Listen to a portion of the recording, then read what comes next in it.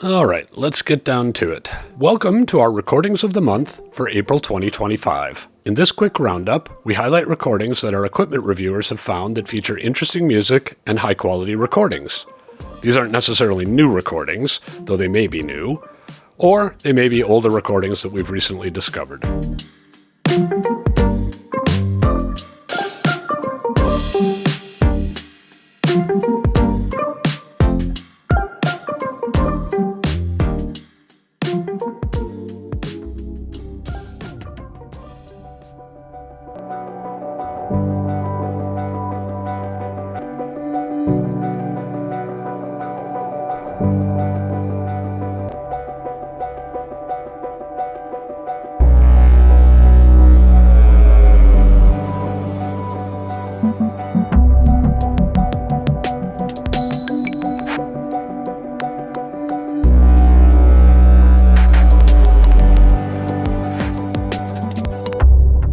Jason Methvessel enjoyed Paris, Istanbul, Shanghai on Alpha Classics. In this 2008 album, percussionist Joël Guerre brings together performers from around the world who inspired its creation, featuring a unique combination of erhu, which is a Chinese violin, the theorbo, a large, actually very large lute-like instrument, and an eclectic assortment of percussive instruments.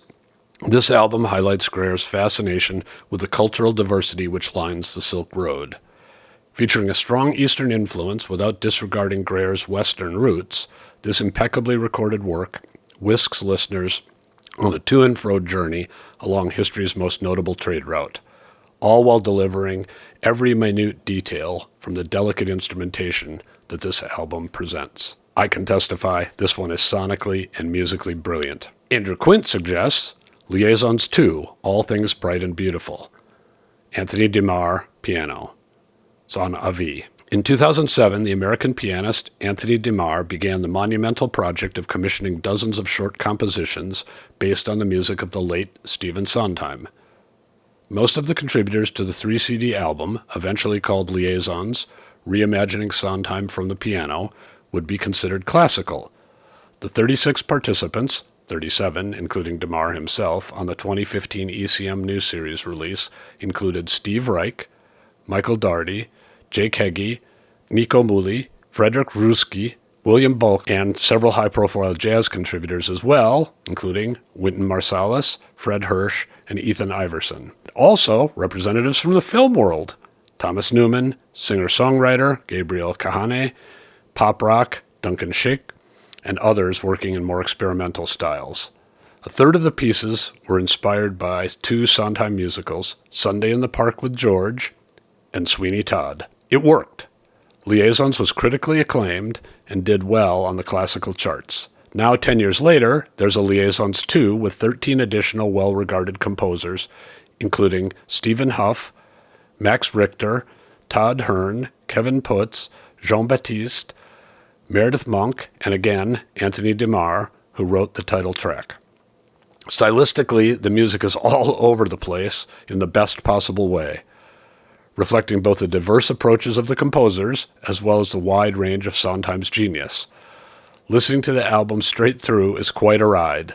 This time out, 11 Sondheim musicals and one film, Reds, are represented, and DeMar plays everything with technical assurance and obvious commitment.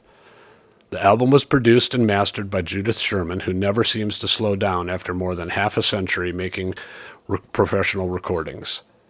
The piano sound is top-notch, clear, full, and immediate. Stephen Stone recommends Alex Hargreaves, Prelude, released in 2010 on Adventure Music.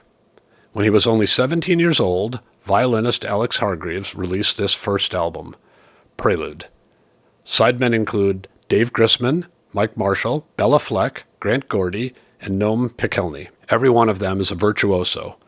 Since then, Hargreaves has continued to tour and record with top-flight musicians such as Sarah Jarosz and Daniel Perez.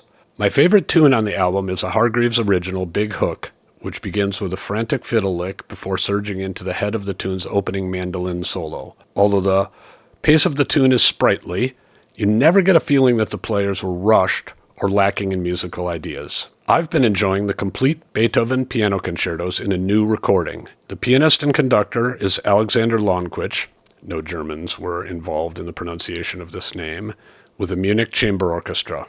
The interesting thing is that the recording is on ECM, famous for its work in jazz, but recently exploring classical as well. I have my doubts about the sound style of many of the established labels famous for classical, and this high-res ECM recording has added to that feeling.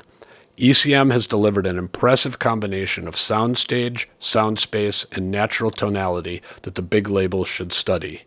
If you haven't listened to Beethoven for a while, or you don't know these masterworks, check this one out. I hope you've enjoyed this edition of Recordings of the Month. Thanks for watching, and we hope to see you again soon.